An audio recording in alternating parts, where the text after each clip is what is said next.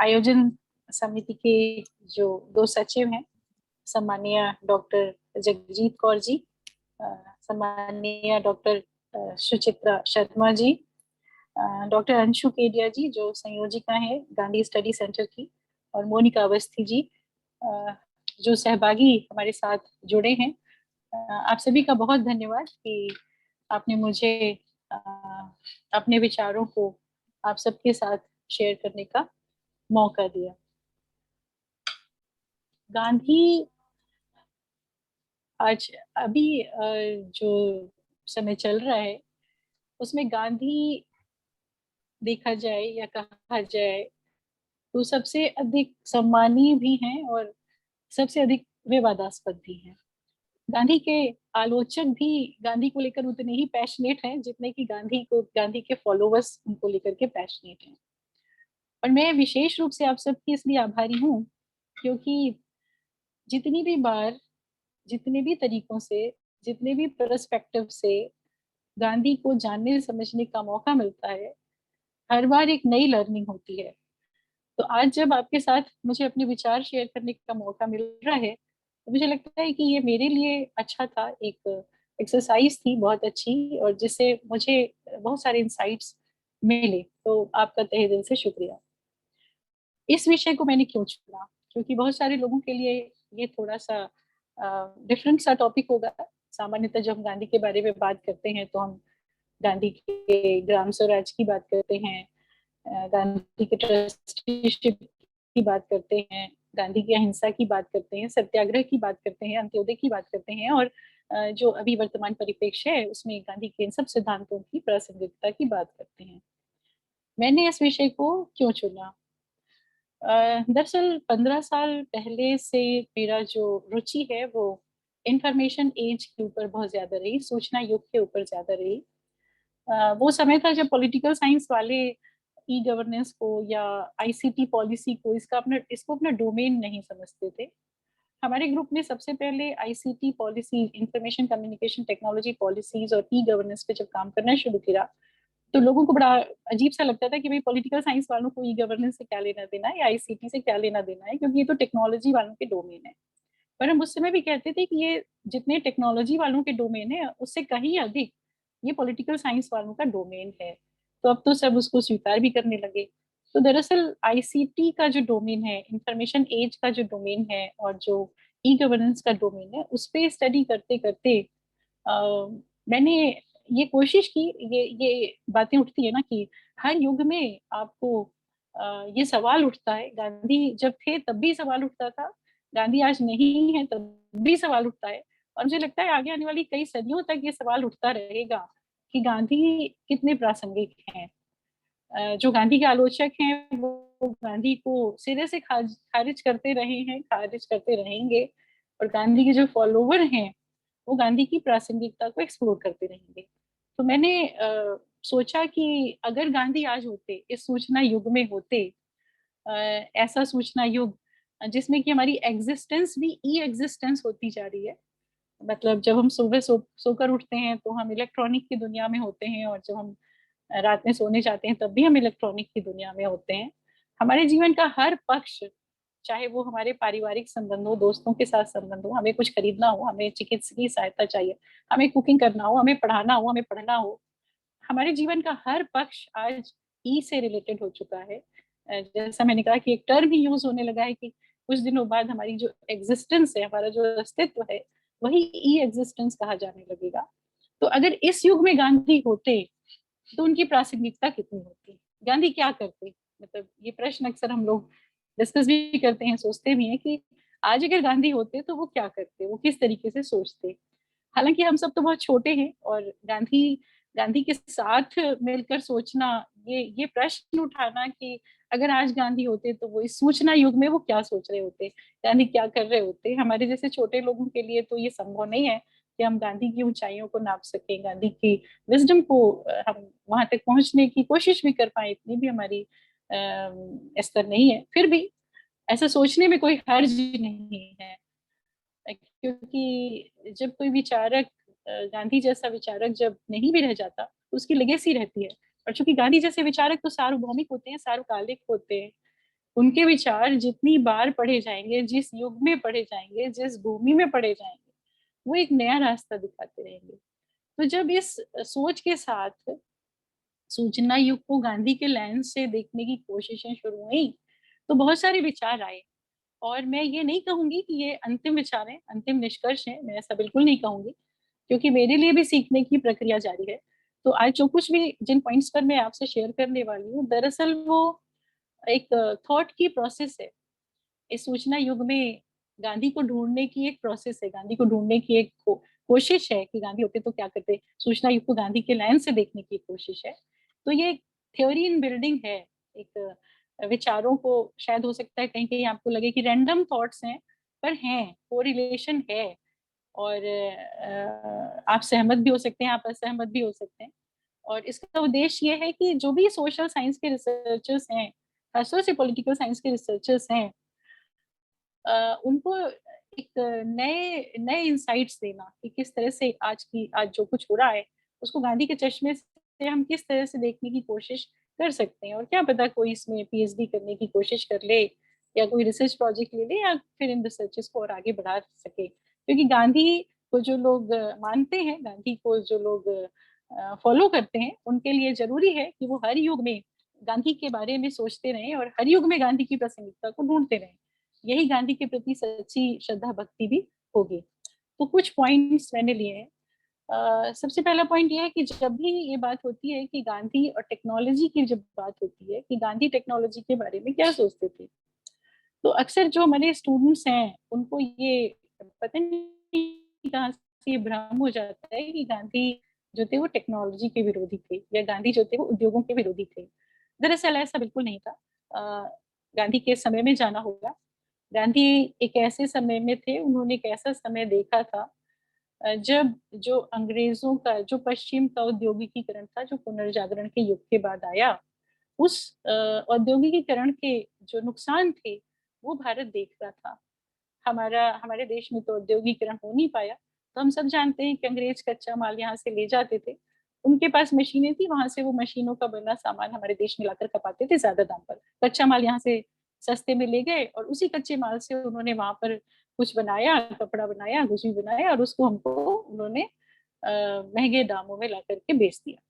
तो गांधी ने टेक्नोलॉजी का वो रूप देखा था जिसने हमारे देश का शोषण किया था। गांधी टेक्नोलॉजी, अगर आप गांधी को बहुत ध्यान से पढ़ेंगे तो आपको समझ में आएगा कि गांधी टेक्नोलॉजी के विरोधी नहीं थे।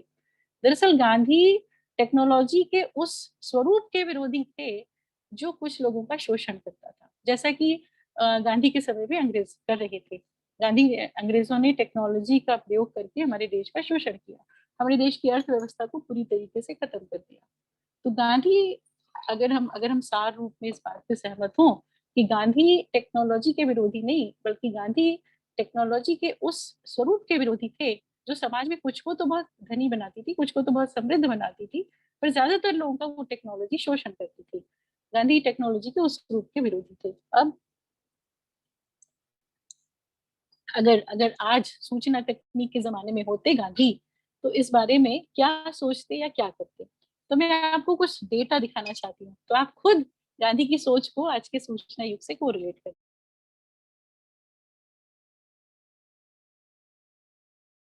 और सूचना को शक्ति कहा जाता है, और इस सूचना को हम तक पहुंचाने का जो टूल है वो इंटरनेट है, इंफॉर्मेशन कम्युनिकेशन टेक्नोलॉजी है। इसमें कंप्यूटर भी आते हैं, लैपटॉप भी आते हैं, और पूरा का पूरा इंटरनेट भी आता है। तो एक सूचना युग में सूचना को पहुंचाने के जो टूल्स हैं वो कितने महत्वपूर्ण है, वो अभी हमने पैनाडेमिक में बहुत अच्छे से देख लिया। खासतौर से हम सब शिक्षा, उच्च शिक्षा में है, हमने देखा कि अगर अगर टेक्नोलॉजी तक एक्सेस नहीं है, अगर किसी के पास लैपटॉप नहीं है, अगर किसी के पास डेस्कटॉप नहीं है, अगर किसी के पास इंटरनेट नहीं है, तो आज की दुनिया में तो वो बहुत पीछे ही छूट जाएगा। मैं जो डेटा आपको दिखाना चाहती थी, आप परेशान मत होइए, मैं उसका जस्ट आपको बता दे रही हूँ। दरअसल मैं डेटा ये दिखाना चाहती थी कि पूरे भारत में एक डिजिटल डिवाइड दिखती है, पूरे विश्व में दिखती है, पूरे भारत में डिजिटल डिवाइड दिखती है। जहाँ आंकड़े बताते हैं कि जो रूरल एरियाज हैं वहां पर महिलाओं तक, एसटी, गरीब लोगों तक, इन सब तक आईसीटी के जो टूल्स हैं जो हमें सूचना तक पहुंचाते हैं, उनकी पहुंच जो है बाकी लोगों से कम है। तो एक निष्कर्ष सा निकलता है। और खासतौर से सूचना युग में, जब सूचना को हम शक्ति कहते हैं, और अगर सूचना तक पहुंचने के जो टूल्स हैं उनको लेके समाज में डिवाइड है, तो आप तो इस बात से सहमत होंगे ना कि आईसीटी तक, मतलब इंफॉर्मेशन कम्युनिकेशन टेक्नोलॉजी तक जो पहुंच है वो सिर्फ टेक्नोलॉजी तक पहुंच नहीं है, आज की डेट में वो अवसरों तक पहुंच है, वो अपॉर्चुनिटीज तक पहुंच है। किस प्रकार की अपॉर्चुनिटीज? अगर आपके पास आईसीटी के एक्सेस नहीं है, आप शिक्षा नहीं ले पाएंगे। एक्सेस नहीं है, आप बिजनेस नहीं कर पाएंगे। एक्सेस नहीं है, आप पब्लिक जो सरकार की योजनाएं उनका फायदा आपको नहीं मिल पाएगा। तो मैम लगभग लगभग 60। हाँ जी मैम, आप होस्ट हैं, आप स्क्रीन शेयर कर सकती हैं। होस्ट बना ओके। लिया कि आप स्क्रीन शेयर कर सकते हम्म।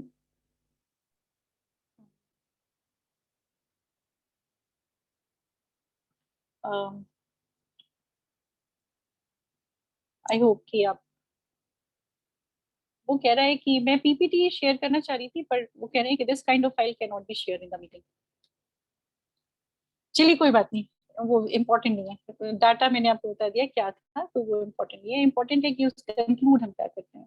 तो एक डिजिटल डिवाइड है, और जब आप देखेंगे कि किन लोगों तक एक्सेस है, ये बड़ी इंपॉर्टेंट सी चीज है। जब आप डेटा देखते हैं तो आप देखते हैं कि सदियों से जो सोशल क्लासेस, जो सोशल सेक्शंस जो हैं, वो डिप्राइव थे कई कारणों से। डिजिटल युग में भी वही हमें डिप्राइव दिखते हैं।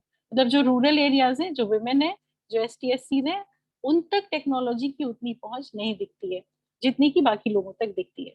तो अगर हम इस डिजिटल युग में जिस चीज को हम एम्पावरमेंट का टूल मान रहे हैं, उस एम्पावरमेंट के टूल तक अगर हम समाज के सब वर्गों की इक्वल एक्सेस इंश्योर नहीं कर पाते हैं, तो क्या होगा कि जो ऑलरेडी एग्जिस्टिंग सोशियो इकोनॉमिक और जेंडर डिवाइड्स हैं वो और वाइडन हो जाएंगे, वो और विस्तृत हो जाएंगे।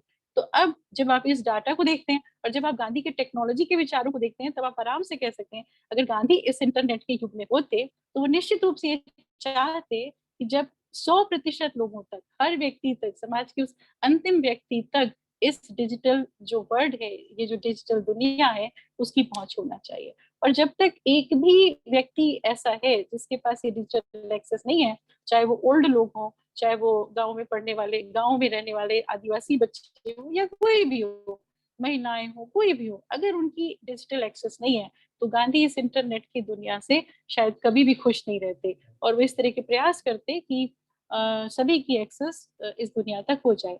गांधी ने, आप देखिए कितना अच्छा सिंबल है, गांधी जी ने चरखे को हाँ, अपना अनुपमा एक मैडम आपको होस्ट गांधी, बना दिया है। अनुपमा मैडम आपको होस्ट बना दिया है, एक बार देख नहीं लीजिए। मैंने कोशिश की। अच्छा, मैं, आपको मेरी स्क्रीन दिख रही होगी, पर ये फाइल आ रहा है कि this kind of file can not be share in the meeting. ये पीपीटी थी एक्चुअली, कोई बात नहीं, होता है कभी कभी, टेक्नोलॉजी है। तो गांधी का जो चरखा है, आप उसको अगर ध्यान से उसका एनालिसिस करें, तब देखिए चरखा भी तो एक टेक्नोलॉजी है ना, एक टूल है, एक एक उपकरण है। पर कैसा उपकरण है जिसके जितने भी चरखा गोल है और उसके अंदर जितनी भी कड़ियां हैं, जितनी भी तीलियां हैं, वो एक जैसी हैं। मतलब ऐसी टेक्नोलॉजी होना चाहिए जो जो गोल चक्र है वहां तक सबकी पहुंच एक जैसी है, वो उबड़ खाबड़ या ऊंची नीची नहीं है। तो एक एक डिजिटल एरा जो है, इंफॉर्मेशन एज जो है, वो इस तरह की होनी चाहिए, टेक्नोलॉजी इस तरह की होनी चाहिए, जो समाज में व्याप्त जो सामाजिक आर्थिक जो डिस्टेंसेस हैं, जो इनइक्वालिटीज हैं, जो असमानताएं, टेक्नोलॉजी उनको दूर करे, न कि टेक्नोलॉजी उनको और बढ़ा दे। तो गांधी होते तो इस इंफॉर्मेशन कम्युनिकेशन टेक्नोलॉजी का वो सबसे पहले वो इस तरह से उपयोग करना चाहते हैं कि जो सबसे अंतिम व्यक्ति है उसको टेक्नोलॉजी किस तरीके से एम्पावर करती है। तभी इस पर लंबी चर्चा अलग से कर सकते हैं, आज तो गांधी की बात। दूसरी चीज, दूसरा पॉइंट जो बड़ा इंपॉर्टेंट है, वो ये है कि आप सब, आजकल ई कॉमर्स का जमाना है ना, हम सब अमेजोन से, फ्लिपकार्ट से कुछ ना कुछ मंगाते रहते हैं, जोमेटो से, सबसे डिलीवरी का आजकल कल्चर हो चुका है। गांधी होते तो क्या करते, इस ई कॉमर्स की तरफ गांधी गांधी का क्या कहना होता? तो दो चीजें हैं देखिए। गांधी तो प्रकृति से बड़ा प्रेम करते थे, हम सब जानते हैं, उसको एक्सप्लेन करने की जरूरत नहीं है। गांधी का जो ग्राम स्वराज का पूरा मॉडल है, वो प्रकृति से तादात्म्य का मॉडल है और मिनिमम वेस्टेज का मॉडल है। गांधी सफाई भी बड़ी पसंद करते थे, स्वच्छता के बारे में गांधी के क्या विचार थे हम सब जानते हैं। अब मैं आपको कुछ और डेटा आपको ऐसे ही बता देती हूँ।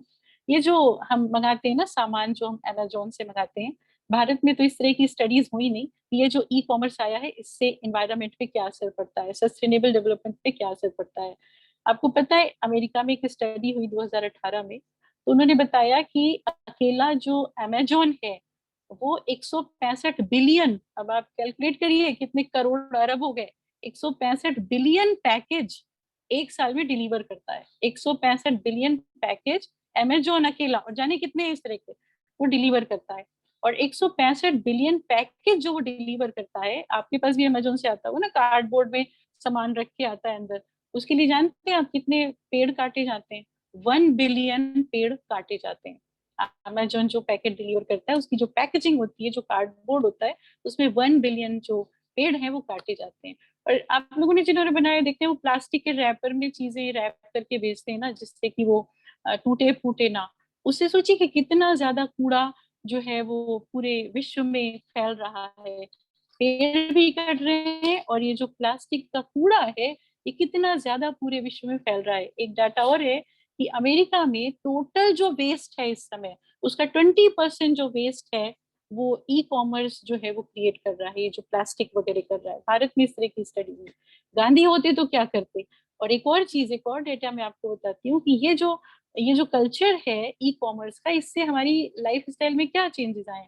अब हमें कोई भी चीज जो यहाँ, अभी तक हम क्या करते थे, झोला उठा के बनिया की दुकान में चले जाते थे और सामान लेकर के आ जाते थे। अब हमको लगता है अरे हम इतनी दूर भी क्यों जाएं, खासतौर से आज की जनरेशन को, वो घर में बैठे सारे सामान मंगाती है। तो एक चीज जो बगल के बनिया की दुकान में जाने से मिल जाती, अब वो दिल्ली से चल के हमारे यहाँ आती है। तो आप सोचिए कि कितना ज्यादा जो पोल्यूशन है वो क्रिएट होता होगा इस पूरी ट्रांसपोर्टेशन की प्रोसेस से। एक और आदत जो हमने बना ली है कि हर चीज जो ये खाने पीने की इवन चीजें, चॉकलेट वगैरह तक आजकल मैं देखती हूँ बच्चे डिलीवर कराते हैं। तो दो तरीके से ये पूरा का पूरा जो ई कॉमर्स है ये इन्वायरमेंट को बहुत ज्यादा प्रभावित कर रहा है। एक तो ट्रांसपोर्टेशन के कारण और दूसरे जो पैकेजिंग है उसके कारण। मैं या कोई भी व्यक्ति, गांधी भी होते तो मुझे लगता है ई कॉमर्स के विरोधी नहीं होते, पर वो कुछ ना कुछ करते। जैसे कि ये करते शायद कि जो भी पैकेज में आप हमें देते हैं, डिलीवर करते हैं, उसको वो हमसे वापस ले लेते और उसकी वो रीपैकेजिंग करते, उसी मटेरियल से फिर वो दूसरा पैकेट बना देते और फिर हमें उसी पैकेट में वो डिलीवर करते।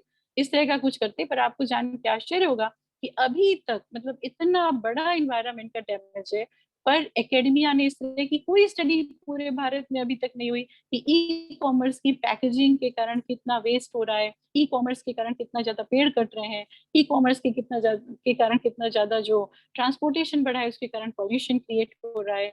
और इसके अगेंस्ट कोई रूल्स नहीं है कि ई कॉमर्स की कंपनियों के ऊपर कोई लगाम लगाई जाए कि भाई तुम्हें पेड़ लगाने हैं, या आप कुछ ऐसा सोचिए कि आप कैसे उस पैकेजिंग को इन्वायरमेंट फ्रेंडली बनाएं, आप कैसे उस पैकेजिंग को रिसाइकिल करें। तो गांधी होते तो शायद इन चीजों के बारे में निश्चित रूप से सोचते। अभी तो हमें ही सोचना होगा। एक और चीज जो बड़ी इंपॉर्टेंट है इंटरनेट की दुनिया और गांधी के बारे में, गांधी मातृभाषा के बड़े समर्थक थे और वो मातृभाषा के किसी किसी विदेशी भाषा के विरोधी नहीं थे। मातृभाषा के समर्थक होने का भी एक बड़ा कारण था, वो ये था कि ज्ञान की दुनिया में अगर हम मातृभाषा को वैल्यू नहीं देंगे तो वैसा ही होगा कि जैसे आजकल कोई अंग्रेजी कितनी भी गलत बोले वो बड़ा विद्वान माना जाता है हमारे देश में हमेशा से, और हिंदी हम कितनी भी अच्छी बोले उसको विद्वान नहीं माना जाता है। तो विद्वान कहलाने के लिए हमारे देश में आपको अंग्रेजी में बोलना बहुत जरूरी होता है।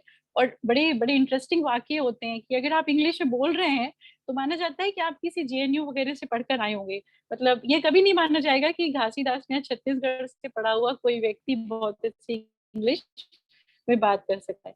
तो लैंग्वेज के लोग को लेकर भी हमारे देश में बहुत सारा इस तरह का स्टेटस वाली बात बनी हुई है। तो गांधी इसीलिए मातृभाषा को बड़ा बढ़ावा देते थे, जिससे कि भाषा को लेकर के किसी का स्टेटस ना डिसाइड हो, भाषा के आधार पे किसी का ज्ञान ना डिसाइड हो। पर ये जो इंटरनेट की दुनिया है, अगर आप इसके डेटा देखेंगे तो आपको बड़ा आश्चर्य होगा कि आपको पता है जितना इंटरनेट कंटेंट है उसमें इंग्लिश का जो कंटेंट है ना पूरा का ओरिजिनली, अब तो खैर गूगल ट्रांसलेट ट्रांसलेशन आ गया, ट्रांसलेशन कर सकते हैं, पर ओरिजिनल जो कंटेंट वेब पे डाला जाता है 99% कंटेंट इंग्लिश में होता है।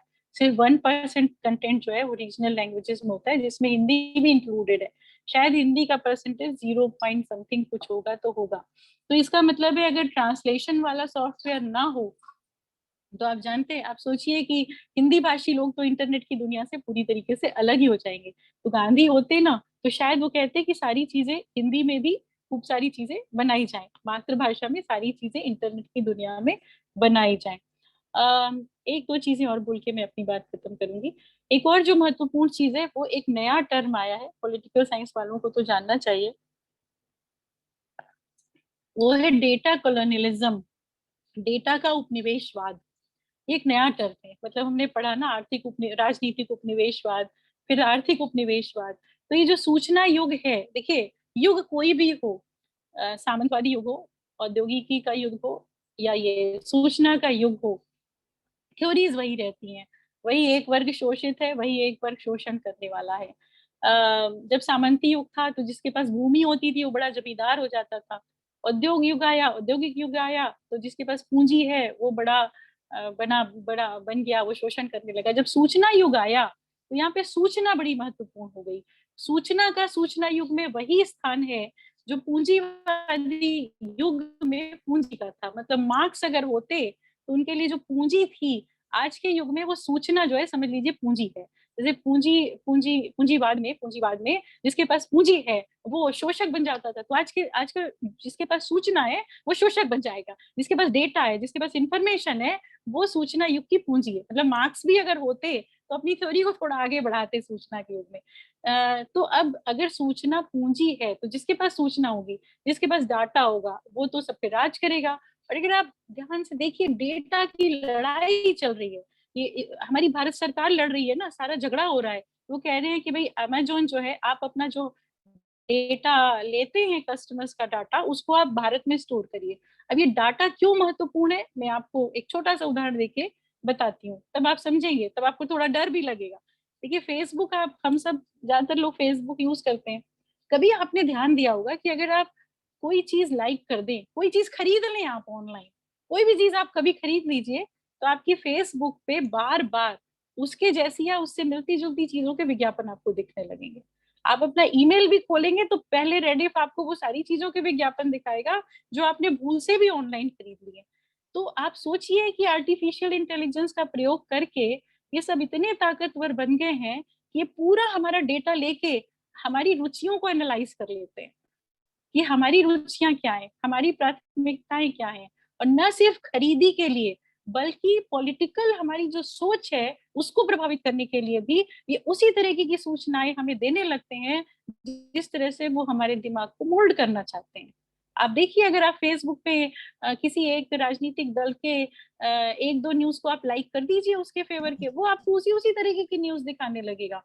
तो आप सोचिए कितना भयावह है। अगर उन्हें हमारी रुचियां पता है तो वो हमें कुछ भी बेच सकते हैं, वो हमारी रुचियों को बदलने की भी कोशिश कर सकते हैं। अगर मैं ए पार्टी को लाइक करती हूँ और कोई चाहता है कि मैं पार्टी बी को लाइक करूं, तो वो मुझे इस तरह के विज्ञापन, इस तरह की सूचनाएं भेजने लगेगा जो मुझे पार्टी बी की तरफ ले जाने लगेंगे। तो एक ब्लैक होल की तरह पूरी चीजें होती जा रही है। हमारा जो मस्तिष्क है उसको ये कंपनियां जो है कैप्चर करते जा रही है। और अभी तक हमारे देश में इस तरह का कानून नहीं आया कि मेरी जो व्यक्तिगत सूचना है कि मेरा नाम ये है, मेरा जेंडर ये है, मेरे इतने बच्चे हैं, मैं बिलासपुर में रहती हूँ, इसका उपयोग करके कोई भी इसका दुरुपयोग ना कर पाए, इस तरह का भी कोई सख्त कानून हमारे देश में नहीं आया। मतलब मेरा डाटा फेसबुक बनाते समय मैं अपना डाटा भरती हूँ, डेट ऑफ बर्थ और ये सारा भरती हूँ, ज्यादातर लोग सही भरते हैं। ट्विटर बनाते समय भरते हैं, या बहुत सारी सोशल मेल बनाते समय भरते हैं, वो सारा डाटा उन कंपनियों के पास है। और अगर पूरे देश के नागरिकों का डाटा आप इमेजिन करिए किसी कंपनी के पास है, तो बिजनेस के लिए, मार्केटिंग के लिए उसके पास तो बहुत बड़ा वो अपना क्रिएट कर सकती है ना, लोगों की पसंद उसके पास है, सब कुछ उसके पास है। तो ये अभी जो पूरी लड़ाई है दुनिया में, वो सबसे बड़ी लड़ाई डेटा की होने वाली है। जैसे एक समय कहते थे जब कोल्ड वार था, तो कहते थे कि जिसके पास सबसे बड़ा बम है वो सबसे शक्तिशाली है। फिर भाई जब इंटरनेट आया तो कहने लगे कि जिसके पास सबसे शक्तिशाली मॉडेम है वो सबसे सुपर पावर है। आप कह रहे हैं जिसके पास सबसे बड़ा क्लाउड स्पेस है, मतलब जो सबसे ज्यादा डाटा स्टोरेज कर सकता है, जिसके पास डाटा सबसे बड़ा है, वो सबसे बड़ा पावरफुल है। अब गूगल देखिए कितना शक्तिशाली है। हम देखते हैं कि कार चलाते समय हम किसी भी जगह की जगह डालते हैं लोकेशन, तो वो रास्ता बताने लगता है, मतलब सैटेलाइट से उसको हमारे घर तक की लोकेशन पता है। अब देखिए जोमेटो वाला जब डिलीवर करने आता है, हम एड्रेस डालते हैं ना अपना, और वो हमारे घर के सामने ही आके सीधे रुकता है। आप अगर इसको सोच के देखिए, मतलब कि उन सब के पास हमारे एक एक घर की लोकेशन ऑनलाइन है। कभी बम गिराना हो, अनुपमा सक्सेना के घर में बम गिराओ, तो बम गिरा देगा आकर के, बाकी लोग बच जाएंगे। तो ये खतरनाक है। ये इसको कहते हैं डाटा का उपनिवेशवाद। अभी तक अब दुनिया इस बात पे लड़ रही है कि ये जो डाटा ये कंपनियां या किसी भी तरीके से इकट्ठा होता है, इस डाटा को इसकी ओनरशिप किसके पास होगी? मेरे से संबंधित डाटा है, ओनरशिप मेरे पास होगी, जो कंपनी इकट्ठा करी है उसके पास होगी, या सरकार के पास होगी। लोग सरकार के पास भी नहीं रहने देना चाहते ना डाटा। वो तो एक सर्विलियंस स्टेट हो जाएगा। जॉर्ज ऑरवेल कहता है ना कि एक मतलब बिल्कुल 24 घंटे जैसे सीसीटीवी हमारे ऊपर लगा हुआ है। अभी जैसे आधार कार्ड के ऊपर बहुत विवाद हुआ था, अभी स्वास्थ्य के हेल्थ के जो कार्ड हो रहे हैं जिसमें सारा डाटा होगा, उसके ऊपर बड़ा विवाद हो रहा है। ये अगर डाटा लीक हो गया, तो जो दवाई बनाने वाली कंपनियां हैं, उनको किसी दवाई वाली बनाने वाली कंपनी को अगर पता चल जाए कि आगे आने वाले 2 साल बाद 2 करोड़ लोगों को कोई नई बीमारी होने वाली है, तो वो तो उसके तो बल्ले बल्ले हो गए, वो तो वही दवाइयां पहले से चुपचाप बना के रख लेगी, और जैसे ही वो बीमारी आई वो उस समय उसको बेच देगी। तो डेटा जो है वो इस युग का सबसे बड़ा सुपर पावर डेटा बन गया है। तो गांधी होते ना तो जरूर सोचते कि ये तो डेटा का उपनिवेशवाद है ना, क्योंकि जितनी बड़ी कंपनियां हैं ऑनलाइन, गूगल हो चाहे याहू हो चाहे आपकी अमेजोन हो, जो सबसे ज्यादा डाटा इकट्ठे करती है वो तो वेस्ट अमेरिका की है। तो अमेरिका एक प्रकार से पूरे डेटा को, पूरे विश्व के डेटा को अपने पास कंट्रोल करता जा रहा है, और इसका विरोध सरकारें कर रही हैं। अब देश में भी शुरू हुआ है। तो चाहे सरकार और नागरिक में आपस में डेटा को लेके बात हो, और चाहे दुनिया के जो छोटे हमारे जैसे देश हैं, छोटे नहीं पर जो उतनी ज्यादा ऑनलाइन कंपनियां जानी है, और अमेरिका जैसे बड़े देश हैं जिनके पास ज्यादा डाटा हो, उनके बीच में आपस में डेटा की लड़ाई हो। डाटा कॉलोनिज्म, डेटा का उपनिवेशवाद, ये एक नई परिस्थिति क्रिएट हो रही है। और गांधी, हमको हमको देखना होगा कि गांधी ने, बात तो वही है तो उपनिवेशवाद। जैसे मैंने आपको शुरू में कहा ना कि समाज में चीजें वही है, नई नई मतलब थ्योरीज तो वही रहती हैं, टर्म्स आते जाते हैं, वही शोषक वही शोषित, वही छोटा वही बड़ा, वही गरीब वही अमीर, सब कुछ रहता है। तो जब सारी चीजें वही रहती हैं तो गांधी कैसे पुराने हो सकते हैं? गांधी ने उस समय अंग्रेजों के आर्थिक उपनिवेशवाद से लड़ाई करने की कोशिश की, राजनीतिक उपनिवेशवाद से तो लड़े ही, स्वतंत्रता दिलाई, स्ट्रेटेजी बनाई कि किस तरह से आप राजनीतिक उपनिवेशवाद से लड़ सकते हैं, एक सफल स्ट्रेटेजी बनाई पूरे विश्व में, खासतौर से नेल्सन तो किया ही। बस एक लास्ट पॉइंट, अगर मुझे लगा टाइम ज्यादा तो नहीं हो रहा, जिस मैं लास्ट पॉइंट एक बोलना चाहती हूँ, उसके बाद आप अगर मुझसे कुछ पूछना चाहें।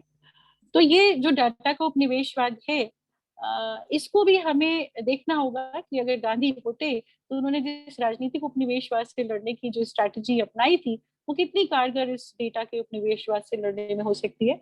एक सबसे प्यारी चीज जो मेरे हार्ट के बड़े क्लोज है, जिसको मैं सबसे ज्यादा पढ़ना पसंद करती हूँ गांधी और सूचना युग के जिस एस्पेक्ट को, वो ये है कि एक नया टर्म है, मैं आपको बताती हूँ, प्लीज बोर मत होइएगा, पर पॉलिटिकल साइंस के साइंटिस्ट के लिए ये सब जानना बहुत जरूरी है। हमारे देश में हम ये सब पढ़ना नहीं चाहते। एक टर्म होता है एज ऑफ सिंगुलरिटी, एक टर्म है एज ऑफ सिंगुलरिटी। इसको बिल्कुल सीधे साधे सरल शब्दों में इस तरह समझिए कि 2045 तक ऐसा फ्यूचरिस्ट एक टर्म है। फ्यूचरिस्ट वो लोग होते हैं जो भविष्य देखते हैं, अपने ज्योतिषी जैसे नहीं, टेक्नोलॉजी के फ्यूचरिस्ट होते हैं। तो वो कह रहे हैं कि 2045 तक एक समय आएगा जिसको हम एज ऑफ सिंगुलरिटी कहेंगे, और वो एज ऑफ सिंगुलरिटी जो होगा वो ह्यूमन और रोबोट्स दोनों का मिक्स होगा। मतलब सड़क पर ह्यूमन चल रहा है कि रोबोट चल रहा है ये आप बता नहीं पाएंगे। मनुष्य हम सब आधे रोबोट हो चुके होंगे, चिपें लग चुकी होंगी सब तरफ, और रोबोट्स जो है वो ह्यूमन ब्रेन को यूज करने लगेंगे, तो वो एज ऑफ सिंगुलरिटी होगा। तो ऐसे ही एक फ्यूचरिस्ट जो फ्यूचर की इस तरीके की स्ट्रेटेजीज बना रहे हैं, जो गूगल के हेड हैं इस एआई के, आर्टिफिशियल इंटेलिजेंस के, उनका नाम है रे कर्सवेल। तो उन्होंने एक इंटरव्यू में कहा, और वो हमेशा कहते रहते हैं कि जब ये एज ऑफ सिंगुलरिटी आएगी, मतलब जब रोबोट मनुष्य बनेंगे, रोबोट सारे काम करेंगे, रोबोट नर्सेज होंगी, रोबोट डॉक्टर होंगे, रोबोट टीचर होंगे, रोबोट ये सारे काम करेंगे, तो एक बहुत बड़ा प्रश्न उस समय उठेगा ना कि इन रोबोट को वैल्यूज कौन सी दी जाए, है ना। जैसे एक छोटी सी बात है कि भाई एक गूगल की आजकल बड़ी चर्चा होती है ना, गूगल ने ड्राइवरलेस कारें बना दी हैं, ड्राइवर नहीं होगा, कंप्यूटर कार चला रहा है। अब कार के सामने अगर एक बच्चा आ जाए और एक डॉग आ जाए, तो कार को ये वैल्यू कि किसको बचाना है, ये वैल्यू कहाँ से आएगी, मतलब इस तरह की परिस्थितियों में किस वैल्यू को कार अडॉप्ट करे। तो जैसे हम बच्चों को वैल्यूज देते हैं बचपन से कि ये करना है, ये नहीं करना है, ये सही है, ये गलत है, हमको रोबोट को भी तो वैल्यूज देनी होंगी ना, किसको मारे, किसको नहीं मारे, किसको छोड़ें, किसको क्या करें।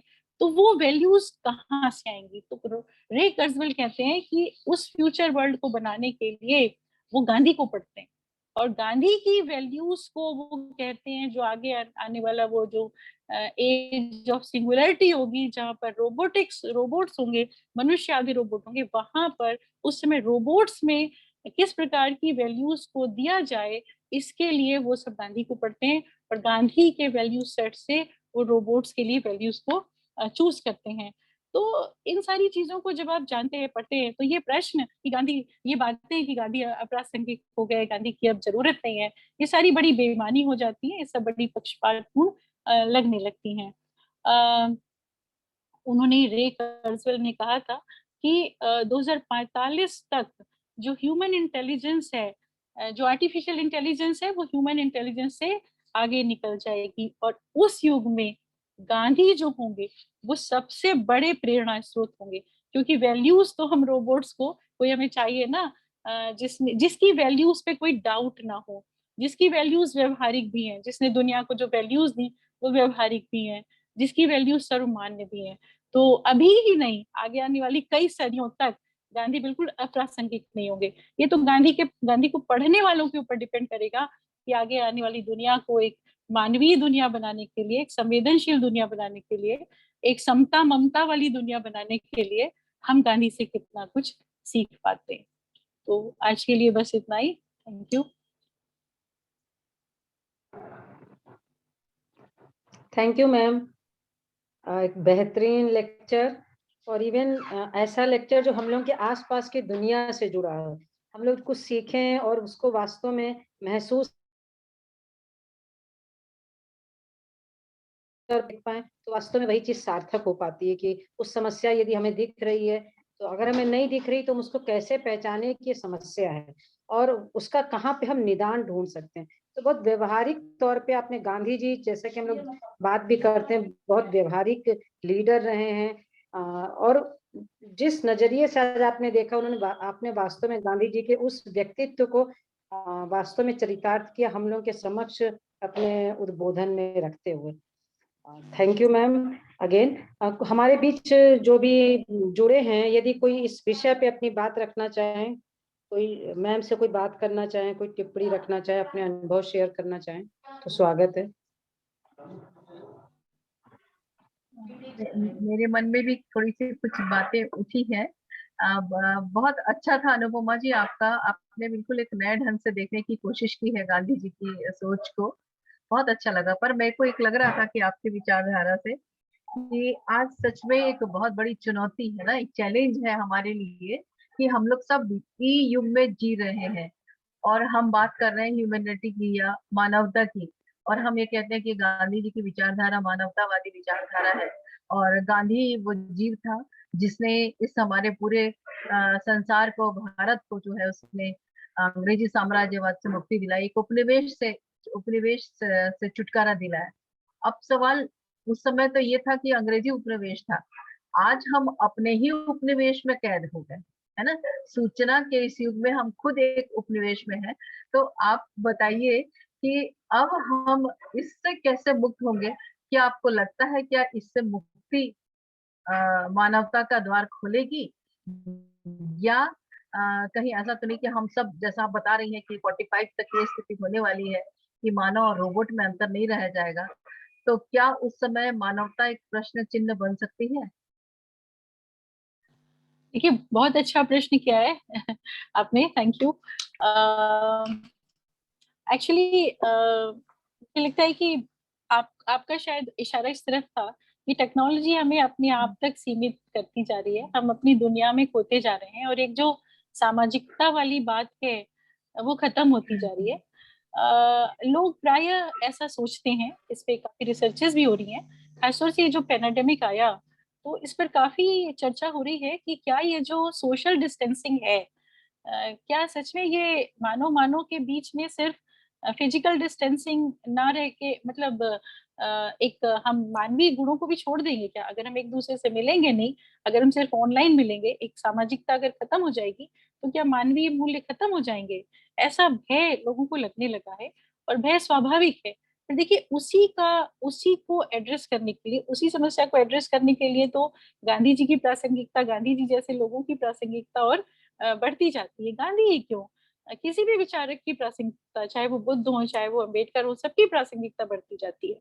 क्योंकि चाहे हम एक दूसरे से इंटरनेट की दुनिया में जुड़े, चाहे हम एक दूसरे से फिजिकली जुड़े, वैल्यूज तो हमारी वही रहनी चाहिए ना। जैसे एक छोटा सा उदाहरण है कि जब इंटरनेट, ये सारी चीजें शुरू हुई, तो शुरू में हमें याद है कि हम लोगों को किसी को पता नहीं था, तो एटिकेट्स नहीं आते थे कि जब हम ऑनलाइन एक दूसरे से जुड़ रहे हैं तो हमको एक दूसरे से क्या बात करनी चाहिए, किस तरीके से बात करनी चाहिए। कई लोगों ने इसके फायदे भी उठाए, लड़कियों महिलाओं के साथ में काफी अप्रिय स्थितियां पैदा हो गई। फिर उसके बाद धीरे धीरे सबने टेक्नोलॉजी भी सीख ली और एटिकेट्स भी सीख लिए कि भाई एक कोई बोल रहा है तो दूसरा चुप रहेगा, अपना माइक ऑफ कर देगा। इस तरीके की चीजें हम सीखते चले गए। तो मुझे लगता है कि ये भय है, ये हर युग में ये भय रखा जाता है कि कहीं ऐसा ना हो कि टेक्नोलॉजी ज्यादा आ जाए तो हम मानवीय मूल्यों को भूल जाएं। पर देखिए ना, अभी तक हम मानवीय मूल्यों को तो नहीं भूले, तो मुझे नहीं लगता कि आगे भी हम मानवीय मूल्यों को भूलेंगे। और देखिए ना, रोबोटिक्स में भी मूल्य डाले जाएंगे ना। वो लोग कह रहे हैं रोबोट जो होंगे उनमें भी मानव मूल्यों को डाला जाएगा। और इसीलिए तो गांधी की या ऐसे सारे लोगों की, जिन्होंने हमें मानवीय मूल्य दिए हैं, उनकी प्रासंगिकता लगातार बनी रहेगी। जिस दिन हम इन सबको भूल जाएंगे, उस दिन हम मानवीय मूल्यों को भूल जाएंगे। पर ऐसा होगा नहीं, मुझे लगता नहीं। मानव है तो मूल्यों की तरफ तो जाएगा ही। रोबोट बनाएगा तो वो भी उसमें उसमें भी वो मूल्यों को डाल देगा। जैसे एक पिक्चर थी ना, कोई रजनीकांत और ऐश्वर्या राय की एक पिक्चर थी ऐसी, शाहरुख खान की पिक्चर थी रॉ 1। अगर आप लोग देखते हो इस तरह की पिक्चर्स, हाँ तो रोवन, उस, हाँ। हाँ रॉ 1 थी ना, तो उसमें देखिए ना, 2.0।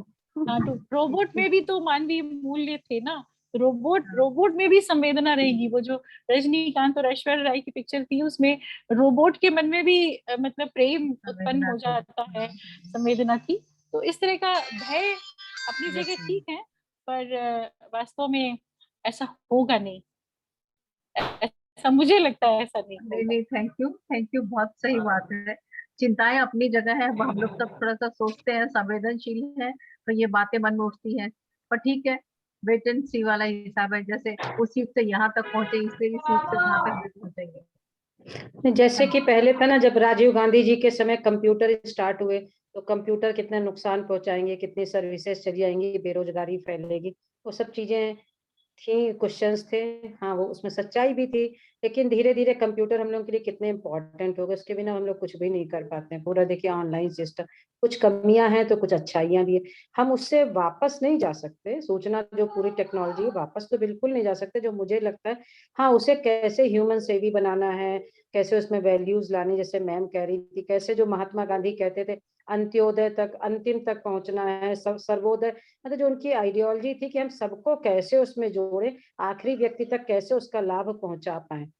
तो उस पर सोचना पड़ेगा कि हाँ, टेक्नोलॉजी को वापस ना करते हुए, मैम ने तो बहुत सारे इश्यूज उठाए, पर्यावरण के उठाए और भी सारे उठाए, तो कैसे एक आम व्यक्ति से जोड़ते हुए उसको, वो कैसे उससे लाभ ले पाए, बिना पर्यावरण, बिना बहुत सारी चीजों को नुकसान पहुंचाए। ये चीजें सोचनी पड़ेंगी, देखनी पड़ेंगी। और किसी को कोई बात करनी है मैम से? क्वेश्चन किसी और का?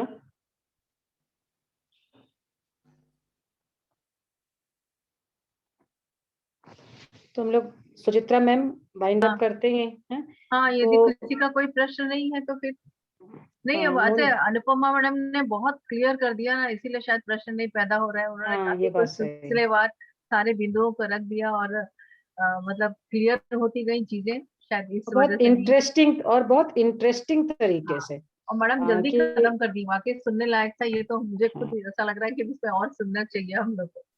वो नए, जैसे कहते हैं ना, नई प्रस्थापना बिंदु मैम ने दिया कि हम लोगों को हाँ इस ढंग से भी गांधी जी को समझना सोच चाहिए। सकते हैं, ये नहीं बड़ी बहुत बात। अच्छा लगा एक नया नया।